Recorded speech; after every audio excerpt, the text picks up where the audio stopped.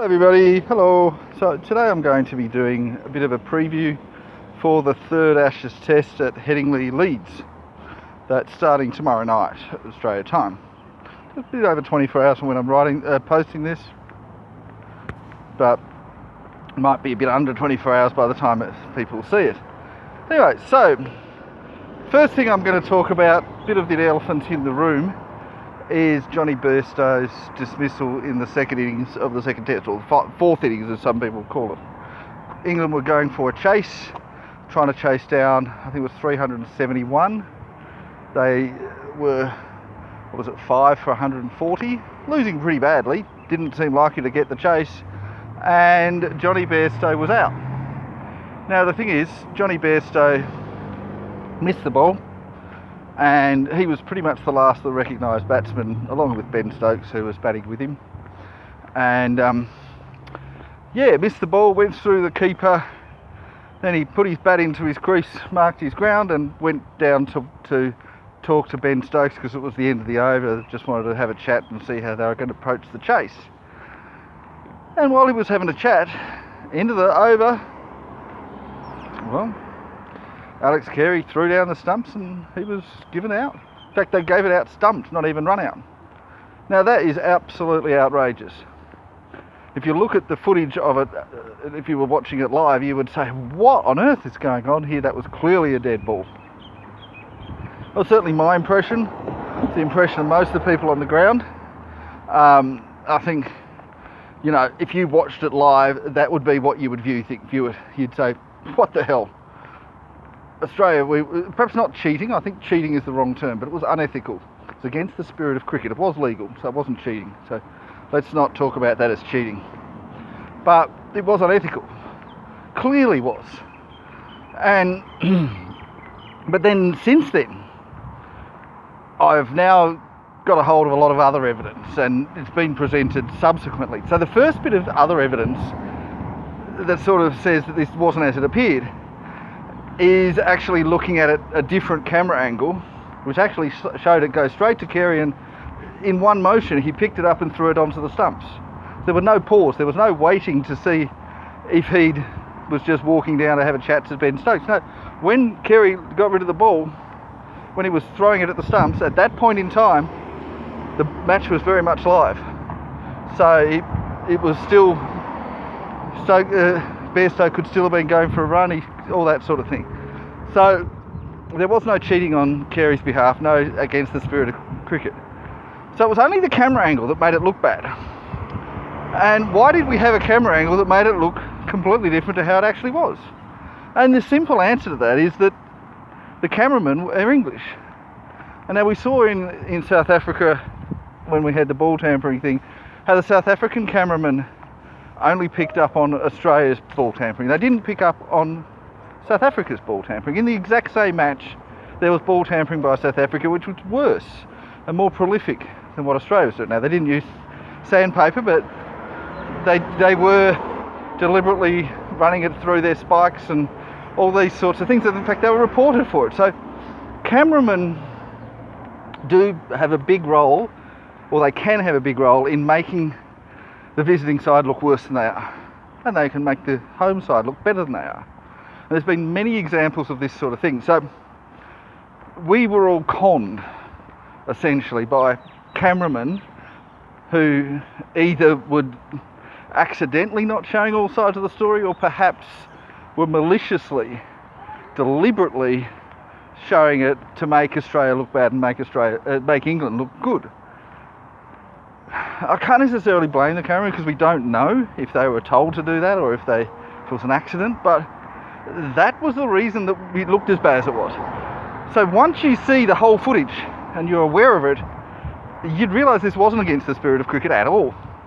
Not only that, we go dig a bit deeper and you say, 2 days ago, Jonny Bairstow, the guy who was stumped or run out, he had tried to do the exact same thing to Marnus Labuschagne, or Marnus Labuschagne as some people incorrectly call him, from Australia. So it didn't work because Labuschagne put his bat back in the crease, but he tried it. So the same guy that was stumped tried to do the same thing to somebody else in the same match 2 days earlier.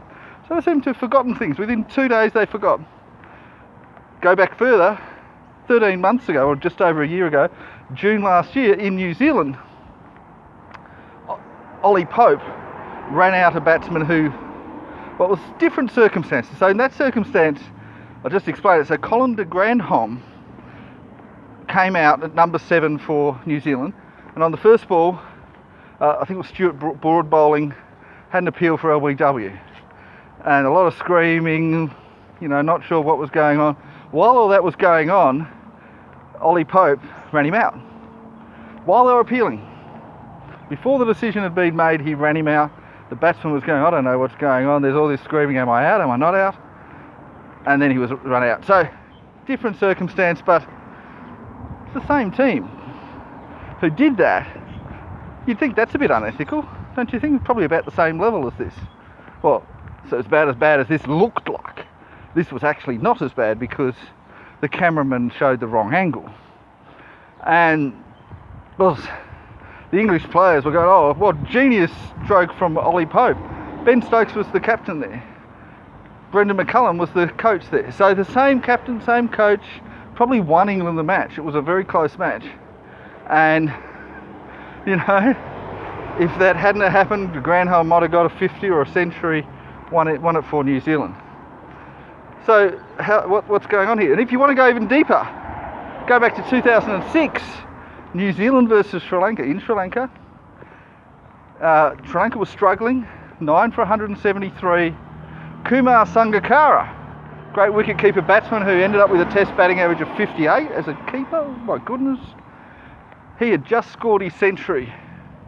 Up at the other end was Muttiah Muralitharan, who hit the century, ran for the century run. I think he was still on at Naught at the time.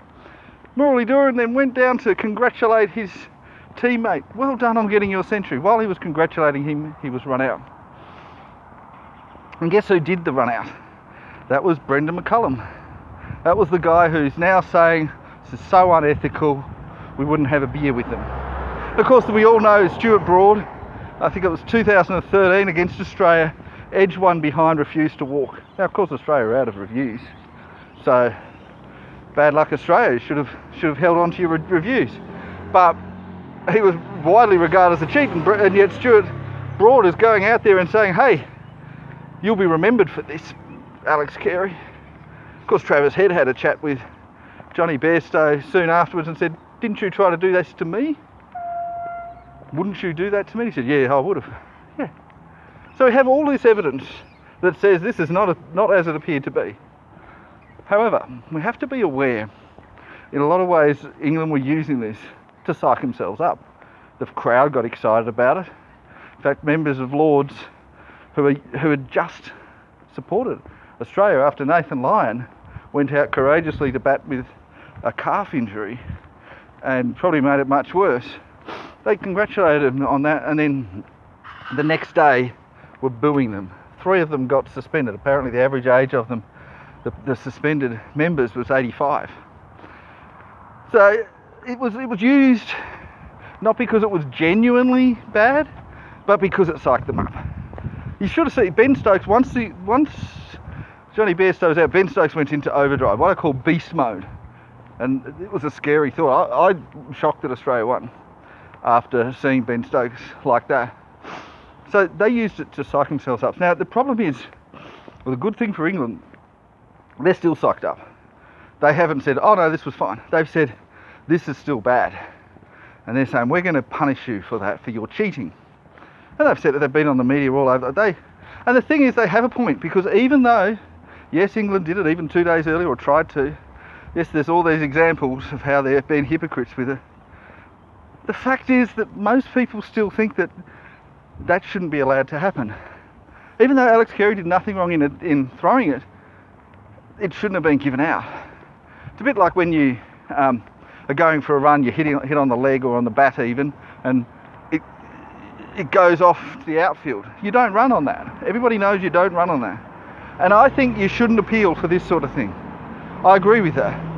I think that if it is given out, you should withdraw the appeal and say to the umpire, bring him back. That's what should happen. That should be a law. You know, there's a few other things I think we should change, because the general view is that what happened there was unfair, because Johnny Bairstow was not attempting a run, he was not batting out of his crease, he genuinely believed that it was a dead ball. He was just going to chat to his partner at the end of the over. So under those circumstances, not fair to run him out, not fair to, or stumped officially. So I completely agree with England. I think all the other examples should have been not out as well. The other ones I've just mentioned, and any others along those lines. You know, I think it was Mohammed Wasim from United Arab Emirates last month against Ireland was run out after he was hit. I think a bouncer hit him, and he was just staggering around, and they ran him out while he was staggering. That's not fair. You shouldn't be doing that. And I think that's the point. We shouldn't be doing this. Alex Carey, fair enough, he did it. He wasn't trying to take advantage, but it was still had that result. We should have withdrawn the appeal, brought him back in, and we should change the laws to allow. So instead of it saying, oh, the ball's dead when both sides think it's dead, they should say if a batsman is given out while they genuinely believe that it's a dead ball, it should be not out. And I think that should be amended. That law should be amended to say that. So the thing is, this is going to probably spur on England, and so I think that England will be a very good chance of winning. Of course, I said that the first and the second test. But I think this is a bit too much, and I think England are going to probably not just win marginally. I think it's going to be very one-sided, and talking about an innings victory or something really huge. Now, of course, that doesn't mean Australia has no chance. Of course, they won the first two tests. They have a decent chance. But look, I think if Australia can win, it'll be something amazing, because they'll have the weight of the world on their shoulders. If Australia win, Australia deserve to be known as the best team in the world, and I think we've got to be admitting that. Now, team changes, I'm expecting Todd Murphy to come in for Nathan Lyon. Now, there's two others that might change, and my expectation is that Josh Hazlewood might be rested because of his fitness issues. And we might have Michael Neser come in. I can't see them bringing Scott Boland in after he was slaughtered in the first test. I also think, and it will depend on how bad the injury is, but David Warner was complaining about injured hands. Now, if that's the case, I think that most likely Matthew Renshaw will come in. I know there's some other options, but I see that as the most likely. He came in as the 12th man in the second test. That's an indication that he's close to test selection. How well Renshaw does, I don't know. So we could see a bit of a weakened batting lineup with Warner going out, but a strengthened batting lineup, or at least the length of the batting, with Michael Neser coming in, because then you'll have potentially Pat Cummins and Mitchell Starc batting at 9 and 10. And Todd Murphy at 11, he's not that bad. He's probably better than Lyon, Hazlewood and Boland. So, yeah, they could be the changes. Now for England, I'm expecting James Anderson to be left out. He was looking pretty useless. The other bowlers look pretty good. Probably not Ben Stokes, but his batting was good. So I'm expecting Josh Chung to stay. He was probably the best of the bowlers. Stuart Broad was good enough, and who was the other one? Ollie Robinson. Yeah, he continued to impress. So I think that James Anderson will be left out. And now, will they bring in Moeen Ali? It'll depend on if he's recovered. I think there's a good chance he'll come back if he's recovered from his hand injury. They could potentially go with an unchanged side, but I think they will at least swap Anderson for Moeen Ali. Or they might bring in a different spinner. I'm not aware of anyone else who's in the picture. But that's some possibility. So I'm expecting one change for England. It's Anderson for Moeen Ali. And for Australia, at the bare minimum, there'll be one forced change. Nathan Lyon's definitely not playing. I don't think he'll play again in this Ashes. And Todd Murphy will probably be the one to come in. I can't see anyone else in the picture. There's only one spare spinner. And I can't see him going all pace. Fitness-wise, Josh Hazlewood should be left out, but he might be given another test. It's possible. And it'll depend on how bad David Warner's injury is as to whether he's replaced. I think Warner will want to play, so he's probably odds on to play. But it's much more likely that Hazlewood will be given a rest. And I think Michael Neser will be the one to come in. Now, yeah, I've already said who I think is going to win. I don't think all these team changes are going to make much of a difference to it. This will be a weaker looking Australian team, and England's just going to be full of pump, and they'll have their variety with Moeen Ali. They'll have Moeen Ali coming back from his injury. They'll get rid of the one weak link, who was James Anderson. Not that he's a bad bowler, but he's just been struggling lately. In those 2 tests, he really didn't look himself. And yeah, that was England's one weak link. I know that some people are calling for Ben Foakes to play instead of Johnny Bairstow, or as well as, but with Foakes as the keeper. Can't see that happening now after that happened last test. They'll rally behind Johnny Bairstow. Facts be damned, they're going to use that to inspire them, to push them to a victory. And I think in their victory speech they'll be mentioning it. And whatever else happens, I think the team, the supporters will be very much against Australia, very much supporting England. You know, anything Australia does slightly wrong, they'll be booed like crazy. Alex Carey will be booed. Pat Cummins will be booed. Everyone's going to be booed. Anyway, that's it from me. Bye bye now.